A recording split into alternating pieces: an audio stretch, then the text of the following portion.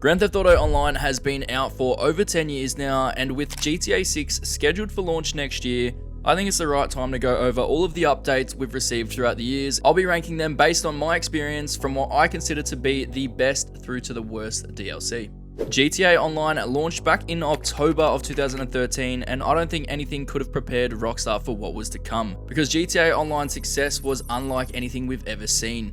The content we received in the early days was nothing crazy in comparison to some of the content we got in the later years, but these small updates laid out the groundwork and kept the players interested for the long run.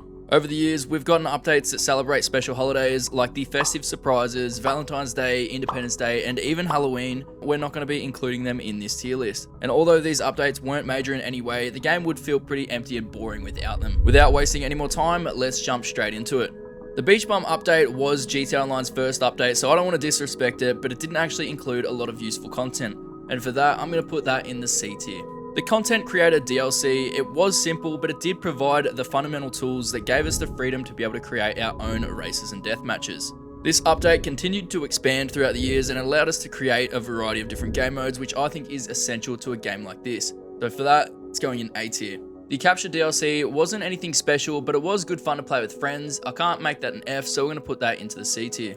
The Business update gave us a couple of really cool cars like the Jester and Turismo R, which I really liked, and the update also included the Special Carbine, which pretty much became the best assault rifle for a really long time. This update for me belongs in the B class. The High Life update introduced the Zentorno, which finally added some competition for the Adder.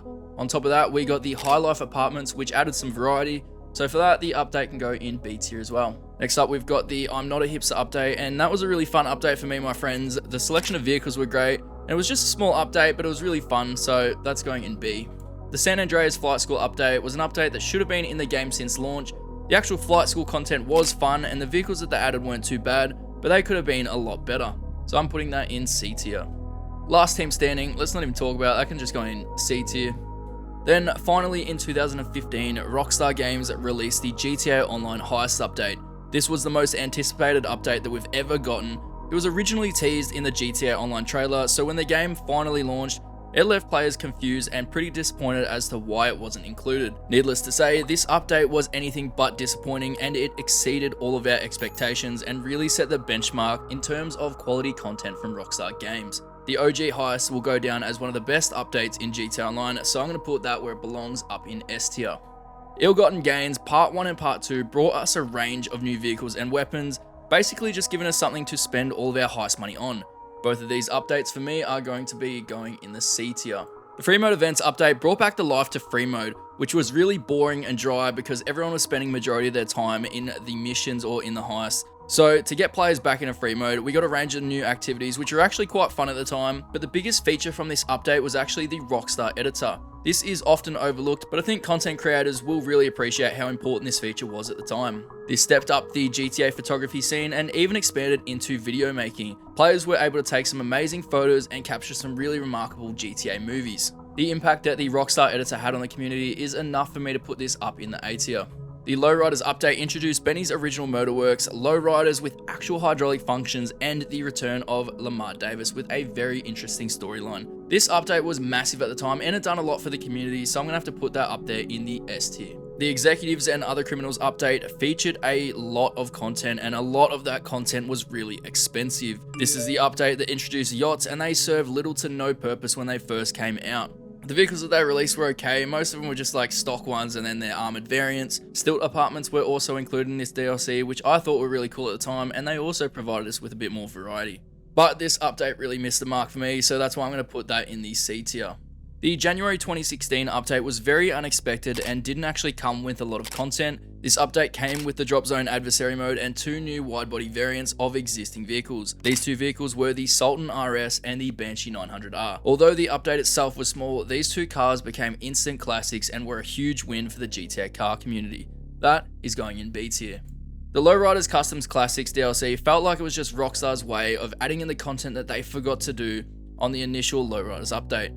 So this is going in C tier. Further Adventures in Finance and Felony introduced us to the CEO business, giving us the ability to buy offices and warehouses and fill them with stock and then sell them for a lot of money. This update was nothing like we ever seen at the time, so it was a very welcome addition to the game, and it really set out the foundations of what GTA is today. For that reason, I think it deserves to be up there in the A tier. Cunning Stunts introduced stunt races, which is something that the community had wanted for a really long time. If you can remember, all the races prior to this update were all these mega ramps and wall riding races, which were actually really difficult to make at the time, but Rockstar understood how popular those types of races were amongst the GTA community and decided to make the Cunning Stunts DLC. After a few weeks into the update, the Stunt Race Creator Tool was also released so that everyone could make their own insane stunt races. Because this update gave us what we wanted when we needed it, I'm going to be putting this in the A tier.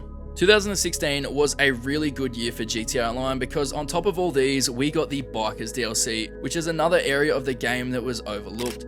The biker community got their dream update and it was really well received. It also introduced a new way to make money because you could become the president of your own MC and tackle missions together through the clubhouse or even the little businesses that they had on the side. So for me, this update was really good, so I'm going to put that in S tier. Import Export was another really good update, and it was basically just an expansion on the CEO business, and it allowed you to not only steal cargo, but to steal vehicles and sell them for a profit. This was also the update that I think Rockstar were testing the waters with the more militarized vehicles, like the Ruiner 2000, the Rocket Voltic, and the Ramp Buggy. Don't get me wrong, these vehicles were a lot of fun when they first came out, but I think because of how well these vehicles were received, it allowed Rockstar to really expand on these types of vehicles, which may have made GTA Online a little bit toxic further down the line. Regardless, this update was really cool and it was actually a lot of fun to grind, so that's going up there in A tier. Cunning Stunts Special Vehicle Circuit.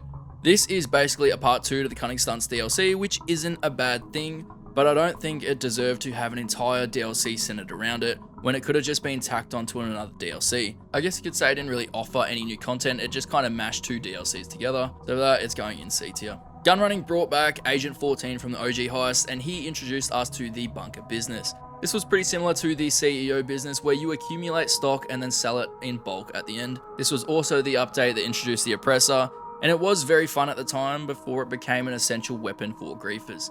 B tier. Smuggler's Run felt like a part 2 to the gunrunning update, with the hangar becoming our new business to fill with air freight cargo. I personally didn't get into the update much in the beginning as it was too similar to the other businesses. It was only recently that I started to fill up my hangar and I actually had a lot of fun doing it with and without friends. If I were to rate this update when it first launched, I'd probably put it in the C tier, but it's grown on me since then, so I'm going to mark this in B tier. The Doomsday Heist. I have mixed feelings about this one because on one hand, I think the storyline is really well written and executed quite well. It opens up Mount Chiliad after years of wondering what's inside. It even gave us a jetpack that we've all wanted for a really long time. But on the other hand, does this DLC really fit the theme that GTA was going for? Because I don't see how this is meant to fit the story of GTA Online. Working for the government agents, I can understand, but owning an entire government facility and the whole plot about being saving the world doesn't really sit well with me. The missions were really fun and the story was well written. I can't deny that, but I feel like the entire theme just did not fit the world of Grand Theft Auto. So unfortunately, I'm going to have to put this down in the C tier. Southern San Andreas Super Sports series is a mouthful, so that alone should be enough to put it in the F tier. Honestly, this DLC does not even deserve an entire update.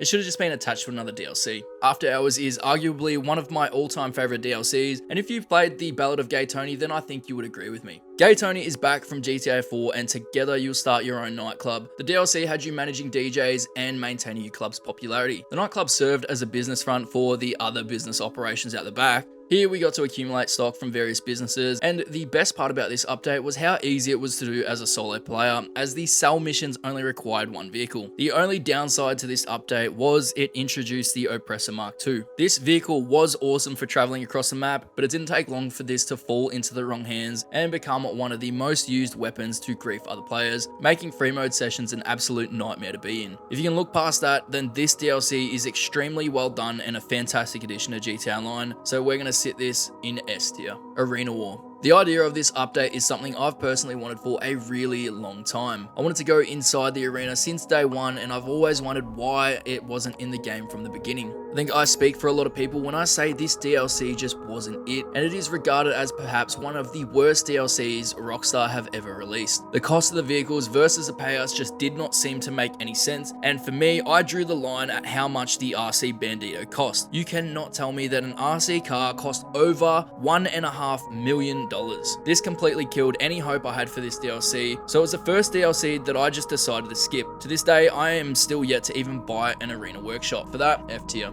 The Diamond Casino and Resort was a fantastic DLC with a very interesting storyline. After years of waiting, the casino is finally open after receiving some renovations. All the content we got from this update just felt fresh and exciting, so I'm going to put that up there in S tier. The Diamond Casino Heist released later on, and it did not disappoint. This became one of my favorite heists because it has great replayability and a really interesting storyline. Being able to select different approaches was a great way to extend the life of these heists and not become repetitive. I think Rockstar went back to back with this, so I'm putting that up there in S tier as well. The Los Santos Summer Special was pretty much just a quality of life update at best, which is definitely what the game needed at the time. Some of the main takeaways from this update was the ability to return your personal vehicle back to the storage and the option to turn off those annoying phone calls to tell me something about my business. This update also introduced yacht missions. Were pretty fun to play, but honestly, they should have been in the game since the yachts first came out. For me, this update wasn't anything crazy, so it's going in C.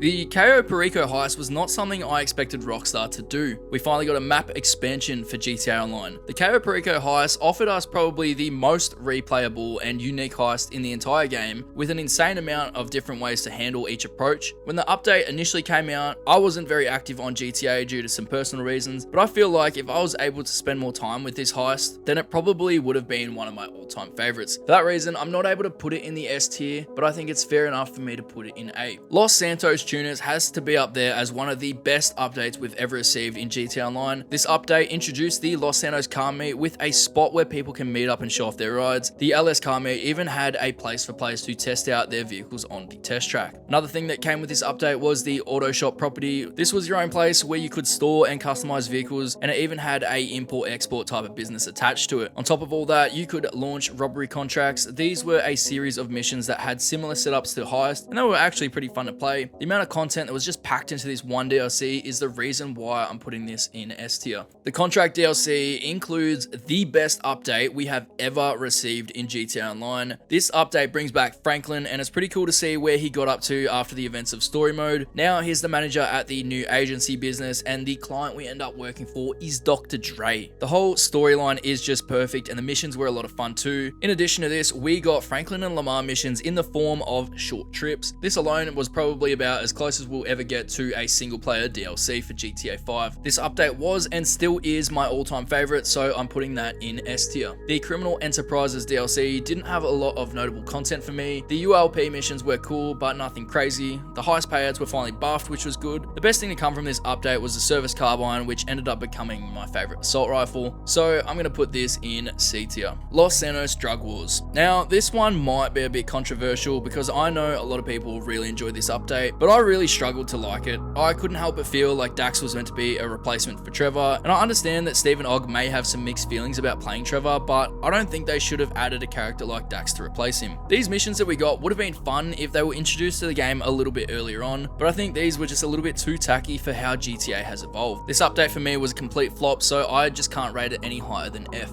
San Andreas Mercenaries is the first DLC that removed more content than it added. I can't understand Rockstar's logic behind removing certain vehicles from the in-game website so late in the game's life cycle. Even if they were underutilized, I don't see any reason why we should be removing content from a 10-year-old game. The missions they released were so forgettable that I can't even tell you if they were good or bad, but I guess if I can't remember them, then it's probably saying something. The Raiju was probably the only good thing about this update, but unfortunately for me, that is not enough to save an update, so I'm giving this an F. The Chop Shop DLC brought back one of the funniest GTA 4 The Ballad of Gay Tony characters, Yusuf Amir. Yusuf literally popped his head in to say hello and then dipped out, so I feel like he was only shown to promote the DLC and get players back into the game. The salvage yard robberies were a lot of fun, and I love the whole system. They do have great replay value, but for me, I was massively disappointed with the way they handled the characters in this DLC, and I consider it to be a massive waste of potential. For that, C tier. The Cluckenbell Farm Raid is technically part of the Chop Shop DLC, but considering it has its own storyline separate to the salvage yard, I wanted to treat it as an individual DLC. DLC. My boy Vincent is back. He first appeared as head of security for the Diamond Casino after being fired. Then he was seen again as the mall cop at the Rockford Plaza. Now Vincent has joined the LSPD. This type of character development across multiple DLCs is what I personally love and what makes the world feel alive. I wish this DLC actually had more to it because I definitely think it deserves to be expanded upon. I'm going to be placing this in the C tier. Now, lastly, for the most recent content update that we got, the bottom dollar bounties update. What a huge waste of potential. The characters were poorly used once again. Maud was shown at the start just to bring back the nostalgia and encourage players to get back into it. The actual content wasn't too bad. Capturing bounties is fun and the system is pretty cool with it cycling through bounties quite frequently to prevent it from becoming repetitive with the same people. But I tell you what though, the lack of variety